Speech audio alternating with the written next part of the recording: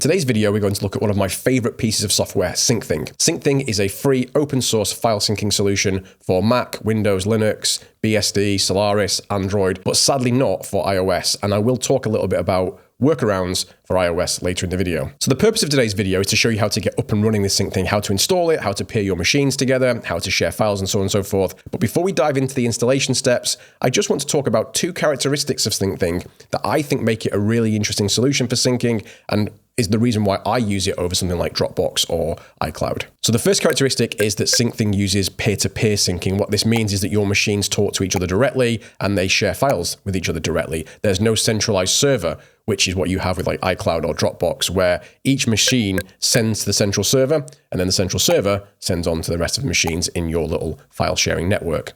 The benefit of peer-to-peer is that you're not beholden on a central service or a central server or even a central service provider. So if Dropbox decides to shut down their service one day and you use Dropbox for syncing, you are in a mess. Also, if Dropbox just has an outage, you can't sync your files. You don't get that with peer-to-peer syncing. Even if one machine is not working, the rest of the machines can still talk.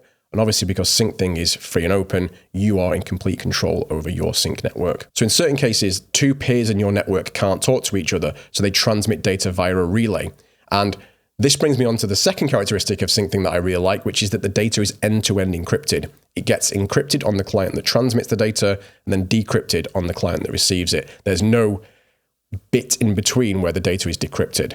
Contrast this with solutions like iCloud or Dropbox or Google Drive, where data is encrypted in transit, so between your machine and the central server, and it's encrypted at rest, or when it's being stored on the central server, but there's the small window when the data arrives from transit and before it's written to storage, where it's actually decrypted. And your mileage may vary on how much of an issue that is, and certainly end-to-end encryption is something to strive for, but it's not absolutely necessary.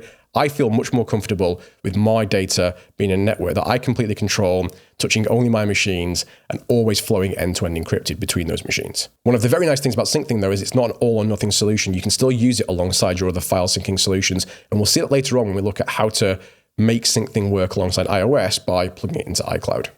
For now, though, let's dive straight into installation. So to install on Mac, you've got two main options. You can install using Homebrew, which if you are using that, that's a great way to install it. And I've got a video on that up above. If you're not using Homebrew and you just want to dive straight into Syncthing, then come to the Syncthing website, come to the downloads page. And what you want to do is download this Syncthing macOS application bundle. This is the easiest and nicest way to use Syncthing on the Mac. Click on that to be brought to the downloads page and then download this DMG image here. Your version may differ if you're watching this at some point in the future. Once that downloads, come to your downloads section, click on the DMG image to mount it, and then drag the Syncthing icon into applications. Once that's inside applications, if you open up your applications folder, find the Syncthing icon, double click on it, choose open, and you'll see that a little Syncthing icon pops up in the top corner here. And we'll revisit that shortly when we look at how the control panel works. Now though, let's see how to install on Linux. So on Linux, you're likely to find that Syncthing is in your package manager, so it's a really easy installation. I'm here on Ubuntu, so I'm just going to do a sudo apt install Syncthing. Doesn't take very long to install. Once that's installed, you now need to start Syncthing, and if you're using an operating system that has systemd, then you can do sudo systemctl start Syncthing. And it failed. And the reason for this is Syncthing is not a service that you run just once on your machine, you run it once per user. So instead of running systemctl start Syncthing, you do start and then at the user in question. I'm user parallels because I'm running this on my virtual machine. So that started that. If you want to check what your username is, you can just run who am I, like that, and it tells you in parallels. And you may also want Syncthing to start when the machine starts. So rather than just running start here, we'll also run enable. So this will now auto start Syncthing for my parallels user when the machine boots. Okay, great. Let's turn our attention now to Windows. So on Windows, come to the Syncthing downloads page again, and rather than choosing Syncthing macOS, choose this Sync Trezor. This is a really nice wrapper around the default Syncthing binary that gives you kind of like a tray icon and a file system watcher and launcher and all that kind of stuff. It makes Syncthing feel much more like a Windows app. So click on that. Scroll down here to the Setup exe for your platform. So you'll want x86 or x64. Because I'm using Syncthing on ARM, I can't actually use this package. I'm going to install a different package, but download that and install it, and then you'll get to basically the same situation that I'm in. If you're on ARM, what you want to do instead is come down to base Syncthing here and choose one of the base Windows packages. I'm on ARM64. I'm going to download that. Come to Open File. Choose File Explorer. come in here, run Syncthing, and it will say that this is an application that's in a compressed folder, so you can just choose extract all, extract them all. And now run Syncthing again. When you first try to run it, Windows Defender will complain, and you need to tell it it's absolutely fine. So the button here says don't run. You actually have to click on more info, and then you can choose run it anyway. And then choose allow access. And there we go, we've got Syncthing running. Now, when you run this default Windows package, you are running just the Syncthing app. If you reboot Windows, it doesn't restart. I will link below some instructions on how you can mount this as a Windows service, so it will automatically start. But if you can, if you're on x86 or x86 64, you should try to use Sync Trezor. It's a much nicer experience. So now we've got 3 machines running Syncthing: Windows, Ubuntu, and Mac. Now it's time to configure each of those machines and actually start to pair them. And the way this works inside of Syncthing is you use the admin console. And the admin console is accessible via the browser, and it's on each machine, it's available at localhost :8384. The first time you run it, it will ask if you want to allow anonymous reporting. I never do. And it will also tell you that a username and password has not been set for GUI authentication. By default, you can only access the control panel from the machine that Syncthing is installed on. So you don't necessarily need a username and password when you're in that setup. If you choose to make the control panel available to other machines, which you can do, then you should definitely set a username and password. However, I think there's a nicer solution, and we'll see that a little bit later. So I'm just going to click OK for now. And let's make this a little bit bigger. That's perfect. So you can see there's kind of 3 areas here. There's an area where folders are. So the nice thing about Syncthing is you can pick exactly which folders you want to share and exactly which machines. It's not like iCloud or Dropbox where you have one big, massive folder, you have to share everything. You can pick and choose where you want these folders to come from and where on the machine you want them to go. And we'll see some examples shortly. There's a bunch of information about the machine itself, what the download and upload rate is, how much is being shared. There's this identification token. This is really important. This is how machines find each other, how you share one machine with another. We'll see some more examples of that soon. And then when we have a remote device, it will show up down here. Up in the top corner here where it says actions, you can find settings, you can restart, so on and so forth. And then if we come into settings, one of the things you can do in this GUI section here is set a username and password. If you do want to enable other machines to access this control panel, you can take where it says 127001 here and change it to 000, like that. But I recommend not doing that, and we'll see an alternative very soon. So I've got my machine here on Windows, and I want to pair it, say, with my Ubuntu machine. So I'm going to choose Add Remote Device, and it's already found those 2 devices. When you have Syncthing running on multiple machines on the same network, they will automatically see each other. So this is a really nice way of pairing machines. If you can do them all on the same network, you kind of just get this helper. When machines are not on the same network, they don't automatically see each other, and we'll see an example soon of how you can pair machines in that situation. I don't know which of these is my Ubuntu machine, so I'm going to switch back into that, and then I'll open the control panel here as well. Again, localhost 8384. Let's also make that a little bit nicer to read. So you can see similar control panel, just a different device name and a different identification. And I can see that the identification for this is ASYFZO. So let's come back to Windows, and we're going to pair with that machine, ASYFZO. And you can see the real ID is much longer, but when using on the local network, they use the short IDs. So I'm going to press on that. I can give it a device name, so I'll say that's my Ubuntu, and press save. So when you first create it, it says disconnected, unused. And that's because you haven't yet paired the machines together. You have to, when pairing machines and also when sharing folders, you have to offer it on one side and accept it on the other side. So if we come back to Ubuntu now, what we see is that this little pop-up here says, oh, this new device wants to share with you, wants to connect with you. So I'm going to choose add device. I can give this a name. I'm just going to call it Windows. Press save. So now it says you're connected to Windows. So now back in Windows, it says that my Ubuntu is connected but unused. And it's unused because we haven't yet shared a folder. So let's now share some folders. Now, I like to get rid of the default folder. So just come to edit on that and press remove. Yes. And instead, I'll add a custom folder. So pressing the add folder button, you can give it a custom label, but we'll change that in a second. The most important thing for me is the folder path. Where's the data coming from? I don't want this randomly generated one. I want a folder from actual Windows. And I want to share my Windows documents folder. I'm just going to call it documents. And there are a bunch of other settings that we'll revisit in a second. The most important one for me is file versioning, but we'll see that soon. But you do want to come to sharing and choose which device are you sharing this folder with. So let's share it with Ubuntu. Press save. So that says documents is up to date here. And now if I come back to my Ubuntu machine, I'm now prompted, do you want to share the folder documents with the machine Windows? So click add. And it brings up a similar dialog now. I get to choose the values of that documents folder on this machine. And I could, if I wanted to, put it somewhere completely separate. So maybe I want to put it under sync like this and have it separate from my documents folder. But no, I'm going to use the default documents folder for now. Press save. And I will just quickly clean up the default folder here also. So now we've got a documents folder here and there's nothing in it. So let's put something in it, say on the Ubuntu side, and we'll see it appear on the Windows side. So to do that, I'm just going to bring up my terminal and I'm going to come into my documents folder. And let's just say echo hello into a test.txt file. And I can just check that that is there on this machine. Yep, great. And if I come back to the control panel, start to see some action.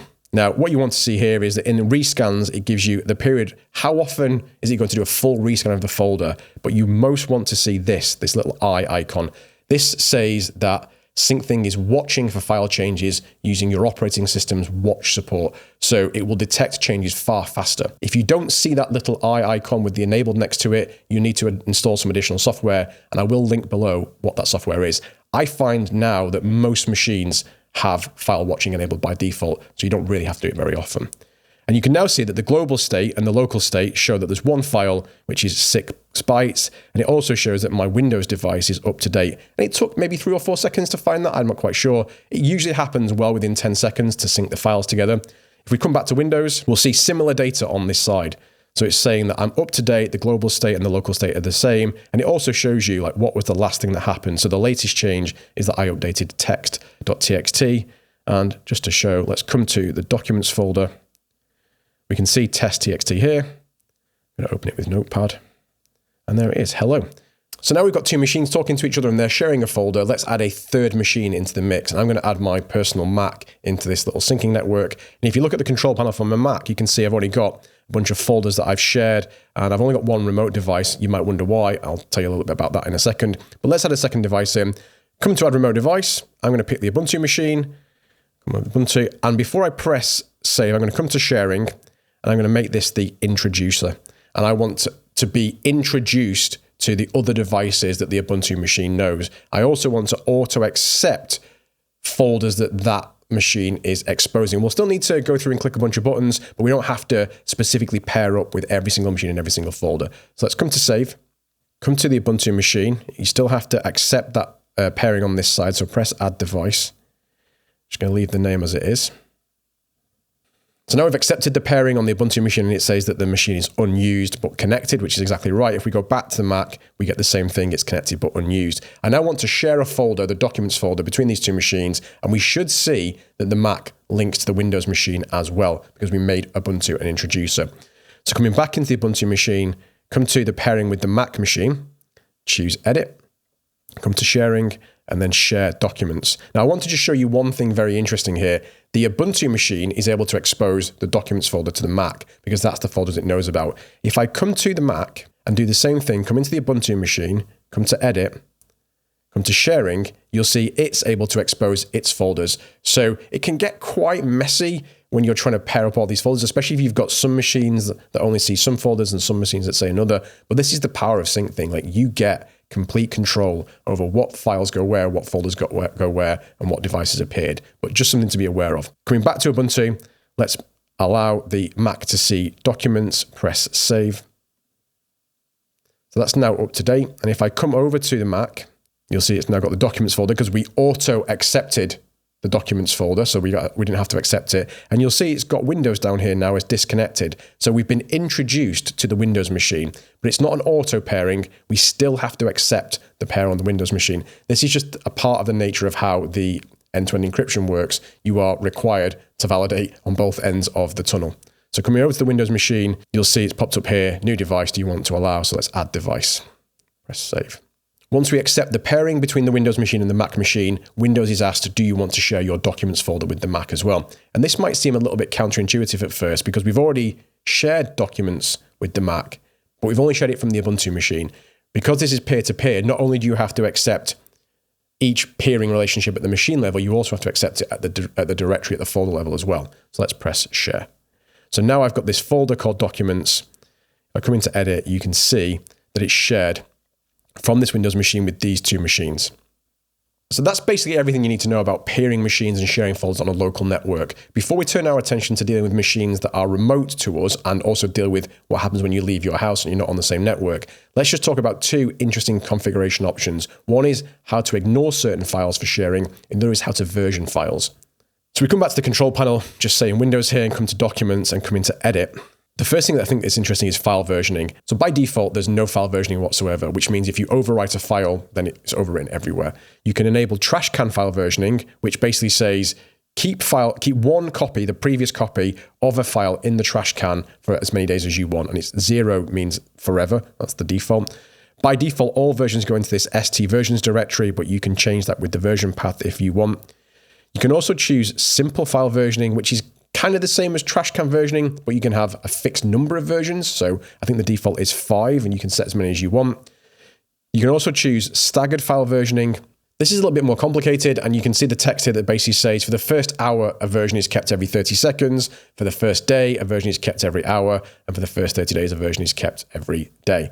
I use this for most of my folders. It gives you a good compromise between the accuracy of your versions, but also not taking up too disk space. If your data is not that important, you don't have to version it at all, but my data is important, so I typically version everything. The other option for versioning is external file versioning, where you can basically build your own command for handling the versioning. I've never used this.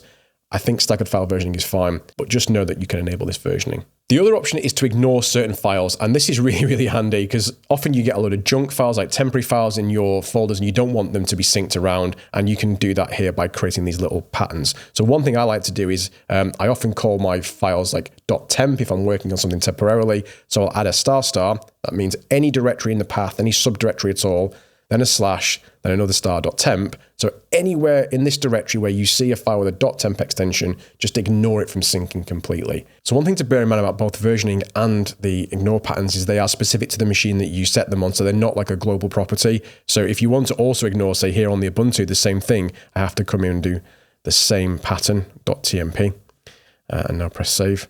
And now if I can test this from here, so if I open up my terminal, I'm in my documents folder already. If we do echo hello to test.tmp and come over to the control panel and open up documents, what you'll see is that there's still only one file and it says it's been reduced by the ignore patterns. So this is a really nice way of making sure you're not just propagating too much data and also that you're not losing the data because you've been able to version the files. There are other advanced settings, but these are the two most important ones that I find myself using. I, like I say, do have versioning on pretty much every folder, and I do have an extensive set of ignore patterns because you just get so much trash in your folders if you use them on a regular basis. Let's now look at how we deal with machines that are not on the local network. How would I pair my Syncthing with a machine that's in the cloud, for example? So I've already installed Syncthing on a Fedora machine running in Linode Cloud, and I now want to bring it into my network. Now, of course, we can't access the GUI because the GUI is not accessible from external machines. I could if I wanted to change that, but I don't want to. What I want to do instead is make an SSH tunnel from my local machine to the machine in the cloud, and that way I can access the admin console over a completely secure encrypted channel. So to do that, I'm going to come in, I'm going to SSH into the machine. This is the IP address of my Linode machine, and then I'm going to add a -L. I'm going to create a tunnel. I want the port on the Mac that I'm on, the local machine, to be 18384. You can try using 8384, but this Mac's already running Syncthing, so it would clash. So 18384. I want that to access localhost on the machine I'm accessing. So here, localhost doesn't mean the Mac. It means this machine, the one in Linode. And I want it to go to 8384 on that machine. I should make sure I get that actually right. Okay, cool. So now we can do that. And I'm connected to Linode. If I come over to my browser, this is my local setup, so it's Rob's MacBook Pro, but I can also now access localhost 18384 to access the Linode setup. Now, if I come to add remote device on here, it's not going to find any devices because it's not on a network with any other Syncthing machines. I want to add one of my machines. I'll just add my Mac in this case, and I need to get the full device ID. So let's come over to the Mac. Let's click on identification. I'm going to copy the full ID.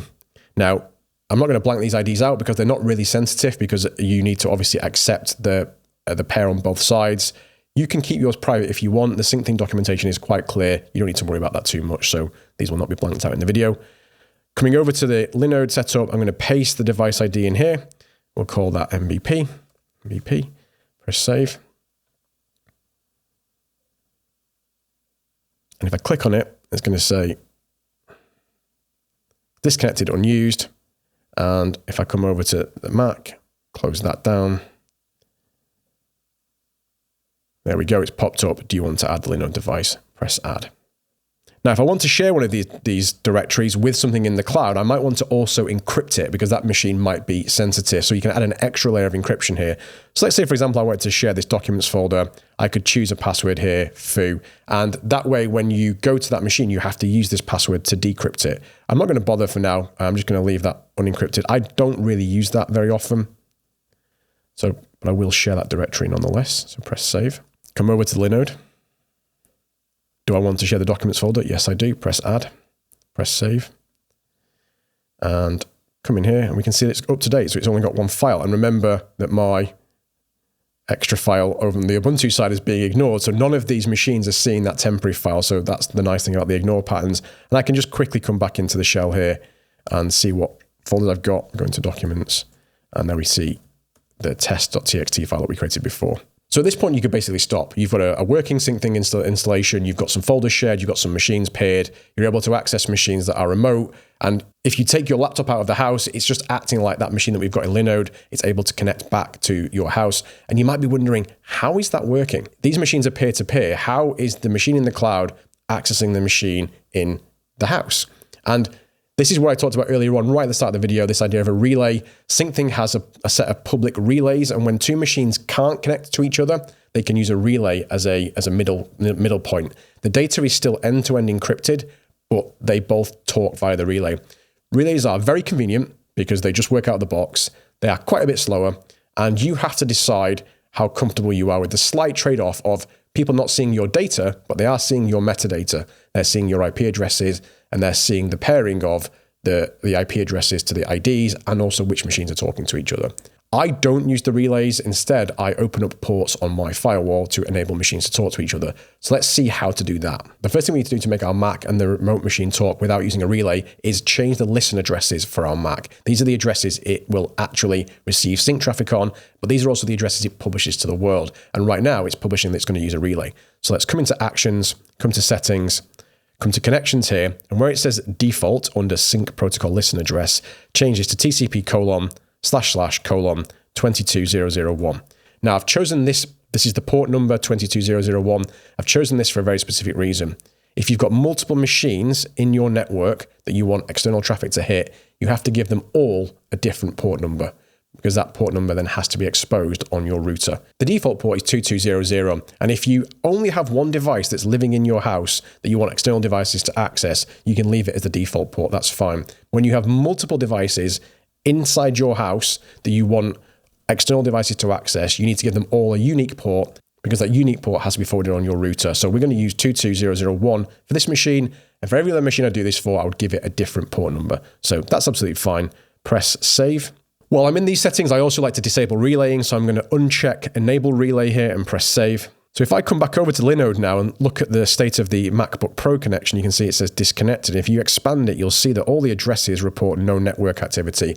And the reason for this is, although we've changed the listen address on the MacBook, we haven't yet opened up a port on our router to let that traffic come through. That's the final step you have to do to make this work. How you do this is going to be very specific to your router model. I will show you how I do it in my Unify setup, so you get an idea of what has to be done, but the actual UI will be different for you. So I'm going to come into my Unify. I'm going to come to the add new port forwarding rule. I'm just going to call this STMBP, and I want to forward 22001, which was the port that I specified before, and the IP address I want to forward it to is 192.168.1.125. That's the IP address of this MacBook.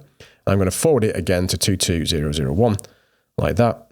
Click Apply Changes, and then very quickly you see that the Linode is able to connect. So it's now able to punch through the firewall, through that port forward and connect to my MacBook, but not using a relay.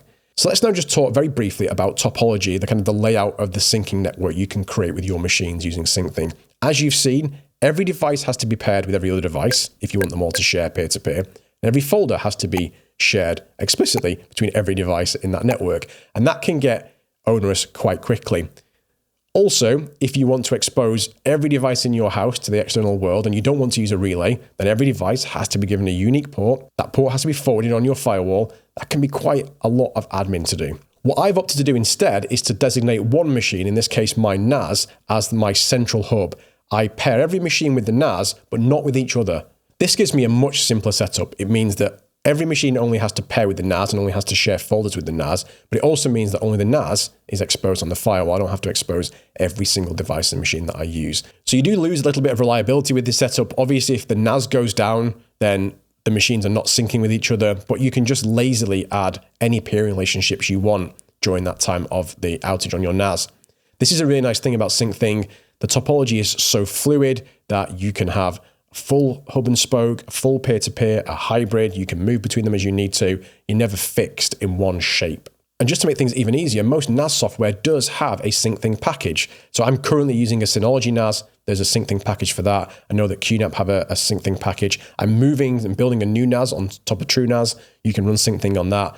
So pretty much Syncthing is everywhere. But that brings me back to the important topic of what to do about iOS. And it's very frustrating that there is no Syncthing on iOS. And if you look on the App Store, you will see there is a third-party app called Mobius Sync, which I have, and I've tried it out. It does look like development on that has stopped, so I don't recommend buying it. There are, thankfully, two, to me at least, reasonable workarounds.